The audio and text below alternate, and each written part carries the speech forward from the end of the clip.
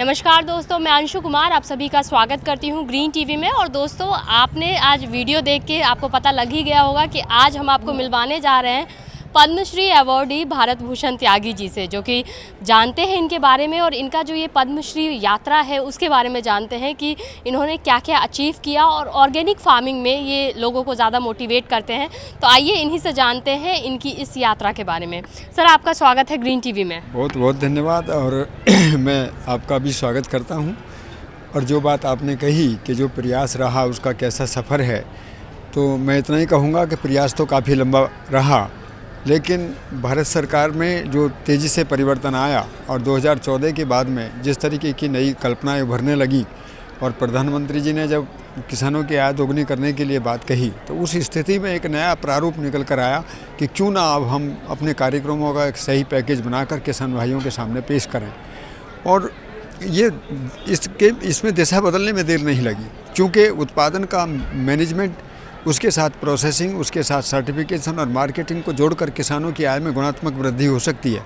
आज भी हमारी जो सरकार है और जो हमारे संस्थान हैं वो इसी दिशा में, इसी तरीके से देख रहे हैं कि किस प्रकार किसानों की आय को बढ़ाने के लिए हम अभी जो टुकड़े टुकड़े में काम कर रहे थे उसको कैसे एक समन्वित रूप में दिशा दें। और मुझे ये उम्मीद जगी है कि भारत सरकार ने जो किसानों को सीधे मदद करने की बात कही है और जो कार्यक्रम और योजनाओं के अर्थ में बात करने की जो कही है, उससे एक नई तस्वीर भारत की उभरेगी।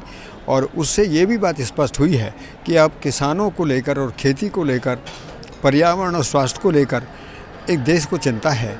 और इसी के आधार पर एक बड़ी कल्पना यह भी उभर रही है कि यदि दुनिया में भारत को स्वावलंबी और समृद्ध राष्ट्र के रूप में उभरना है तो कृषि को बहुत ज़्यादा महत्व देने की ज़रूरत है। जो कृषि प्रधानता रही वो प्रधानता नहीं थी, बल्कि वो अस्तित्व है भारत का।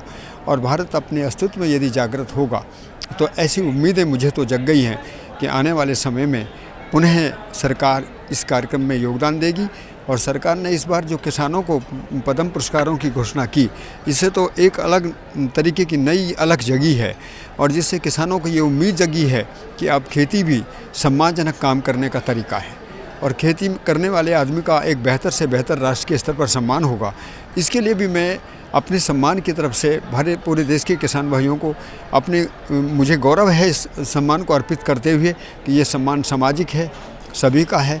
और ये इसी प्रेरणा से हम आगे बढ़ें और किसानों को एक नई दिशा और दशा दें।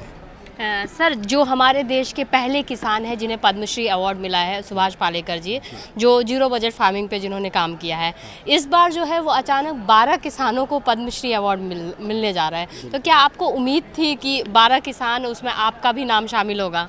देखिए, पहले तो हम लोगों को इस तरीके से कोई उम्मीद नहीं थी, लेकिन किस तरीके से राज्य सरकार के अच्छे लोगों ने और केंद्र सरकार की एक स्वतंत्र तंत्र ने किस तरीके से किसानों को महत्व दिया और किस तरीके से किसानों का नाम उभर कर ऊपर आया, इसमें तो हम भारत सरकार का बहुत मतलब कृतज्ञ हैं भारत सरकार के प्रति।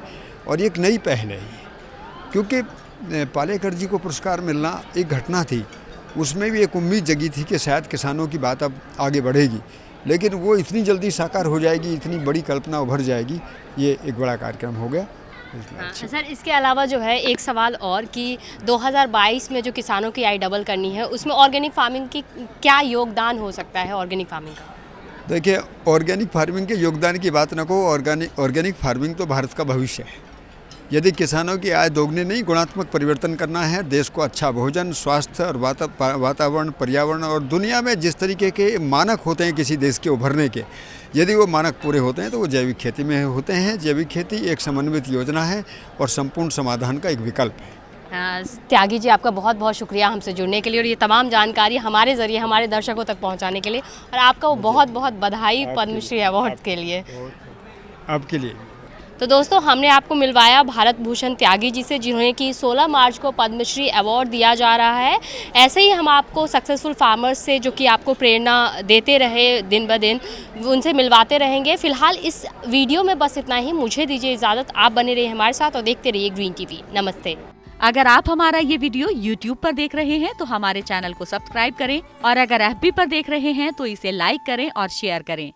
अगर आप चाहते हैं कि ग्रीन टीवी इसी तरह से किसानों को सशक्त करने के लिए कार्य करता रहे, तो आप भी इसमें अपना सहयोग दे सकते हैं। डिस्क्रिप्शन पर जाकर दिए गए लिंक पर क्लिक करें, पेटीएम करें, NEFT और क्रेडिट कार्ड के जरिए भी आप हमें सहयोग दे सकते हैं।